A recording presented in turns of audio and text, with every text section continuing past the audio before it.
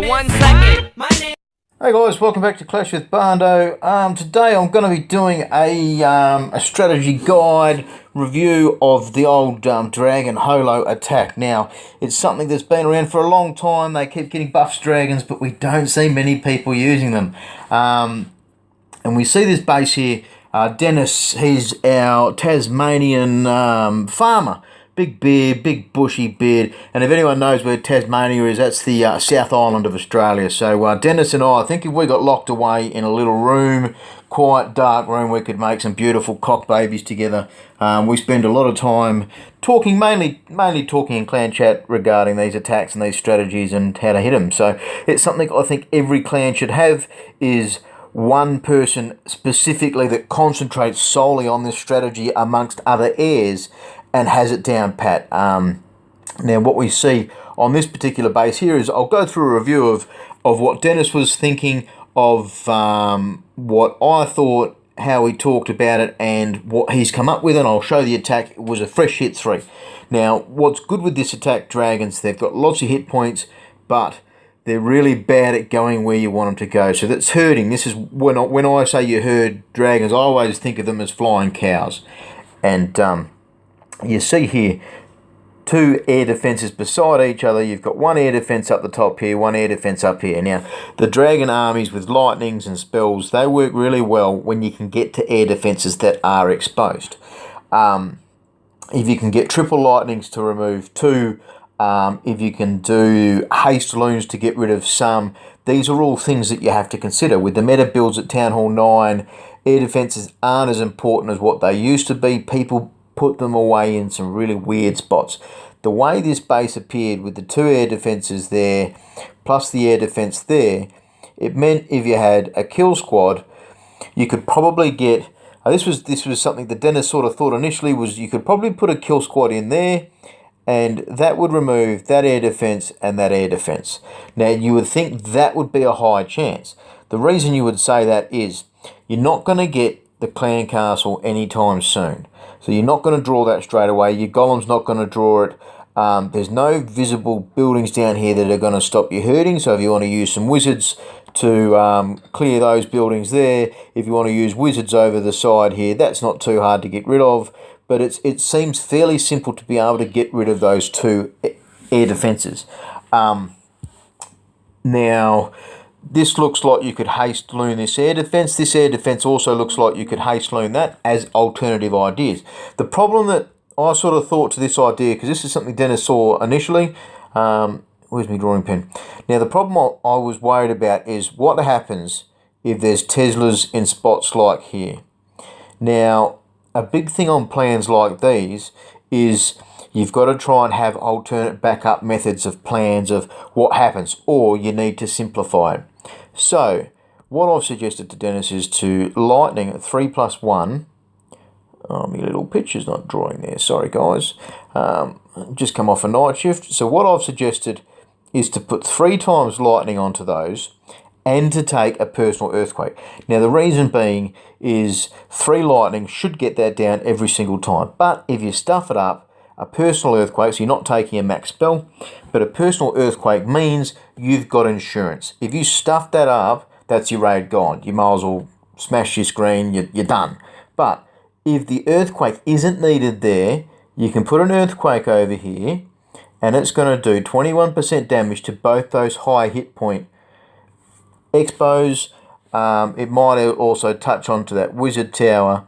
It definitely won't go anywhere else but there. So that's a good way to have a backup plan, and if you don't need that earthquake, then you can throw it else off other way.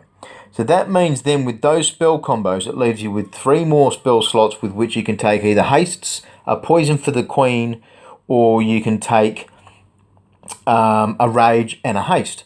Now the way I sort of saw this base was to do the lightning strat, and Dennis and I talked about this for a while, and then to use old Jimmy Bob and the queen up here. Their primary purpose was to get rid of that archer tower, that air defence, and clear some trash. So when you put the old double Ds down, they go into the base. That's the aim. You want to get the dragons to go into the core and to get as much of the defense as possible. Now, beside the queen, there's not a whole lot of point defense, so she doesn't have a lot of things near her. You've got an archer tower, archer tower, archer tower, and the expos. The expos are going to be problematic through the middle of the raid, so having a rage for dragons is definitely a good idea. Now, the next part that I did say to this was getting haste loons into this air defense. Now, to get haste loons into that air defense is quite problematic because you don't know, being a fresh hit, where these Teslas are. But if you use 2 times loons onto this mortar right here, 1 loon will die almost instantly, but the second loon will kill that mortar.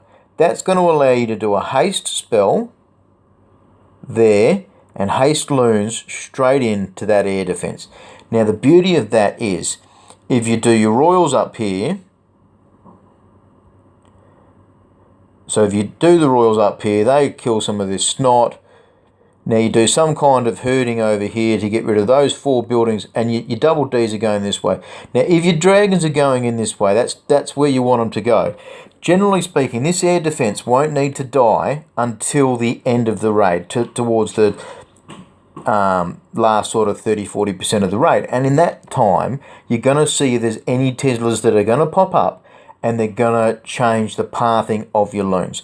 Now, the reason being, you can get rid of that mortar. That can be killed at any stage, but you don't know where the Teslas are. That's always the thing with these maps. People are putting them in weird and wonderful spaces, and that's what you want to be worried about. So that way, you're going to lightning out those 2 air defenses. Your heroes are definitely going to get that. Even if there's a trollop of 4 Teslas, you'll still get rid of that air defense with your king and your queen.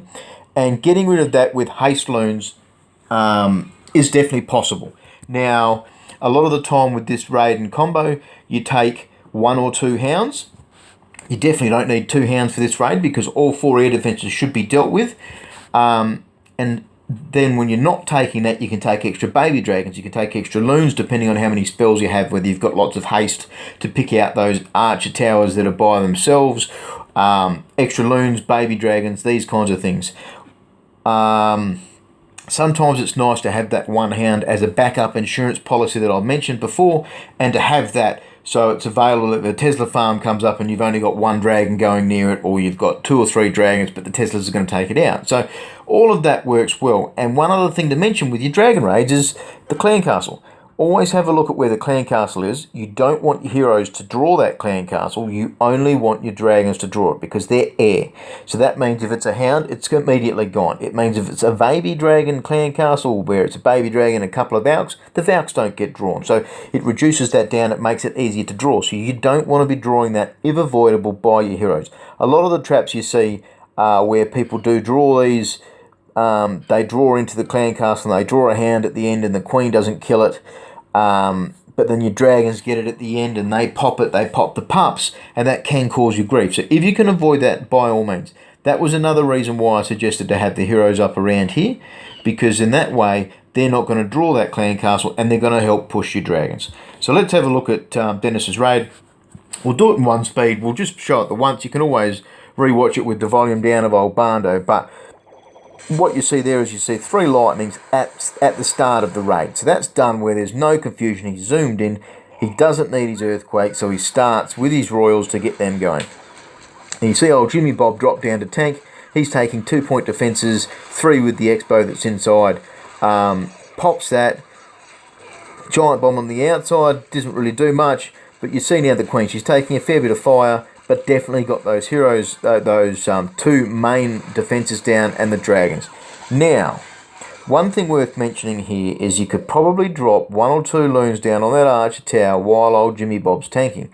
Jimmy Bob has both those archer towers dealt with, so 2 loons on that would be a good use, because you could then use minions behind it, or Jimmy would also focus quicker. Therefore, pushing these 2 dragons you see up the top here, those dragons should be going midfield. But what's going to happen is they're going to fly around. So that's one minor detail. We see 1 dragon's gone off by itself.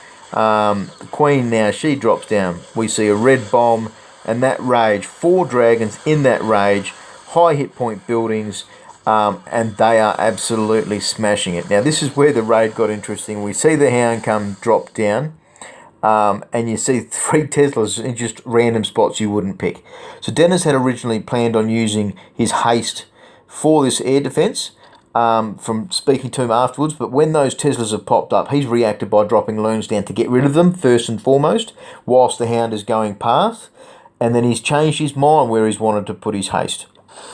So you see, the Hound drops on a heat seeker, so you can see that now. The Hound's at half damage into that air defense. This is where the argument's going to be through with the haste loons, is that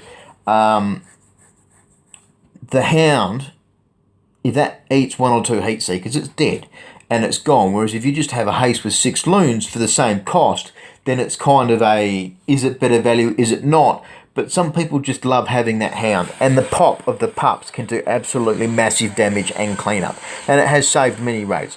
So you see now the haste comes down the bottom to get into that air defense. The Hound doesn't have much puff left. He was sitting there for a long time with those loons, and those loons being drawn off by the Teslas, and that was really good. So you see Dragon ate 1 heat seeker, a loon ate another heat seeker. Now Dennis has 2 loons left, and I'll just pause here. This was a really good call, because by putting the loons there on that mortar, I'll get the drawing out. You're going to see, did the drawing work? Yes, it did. These loons are going to go in here, then they're going to go in here. These loons are always going to track over there eventually, but then everything's going to want to double back. You might find these loons that are here might double back into this. So by forcing those 2 loons he's got down the bottom into this mortar, all the loons are slowly going to be pushing up to that direction, into that corner. And where are your dragons? That's what you want to be looking at now. Your dragons are down the bottom, so they're going to be tracking all of these buildings, but then your loons are going to finish on this Troll Tesla. So he did see the Troll Tesla, and it was a specific point that he's put those loons down, and it was a really, really good call. He's also dropped down his minions, and you can see now that X-Bow in midfield is going to be chewing through the loons, but it's been softened up by that earthquake. That was a good call and use. And there's plenty of loons left. 4 loons to go. The dragons still have a whole heap of hit points. You see that archer tower, that just takes the 1 drop. And by the time the troll heat seeker on the outside there, by the time the loons get over there, they get the job done, and then they get to clear out some trash. A good little spread there. He did have a wizard too, and I did sort of say to him, I go, why would you use a wizard over 2 minions? The point being more DPS from the wizard. My suggestion was, well, you get no DPS if the wizard hits a giant bomb. And you see there are a lot of giant bombs out. Plus it makes your scroll bar bigger and nastier. But it's one of those things. It's a personal raid. So absolutely brilliant raid from Dennis. I think this is a strat that we don't use enough. And like I said earlier, I think every clan should have at least 1 person that can spot these and then talk amongst themselves and get these raids out. A lot of the time you use between the 6 dragons and 7, 8. Sometimes you can put a queen walk in there. That's such a versatile raid. You don't always have to take lightnings. Sometimes you don't take any because you might take the haste loon option. But yeah, absolutely great raid from Dennis. Thanks to Sheldon Massive.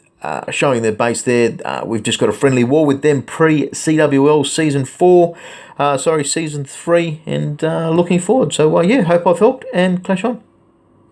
What are you trying to do? Don't you know I'm loco?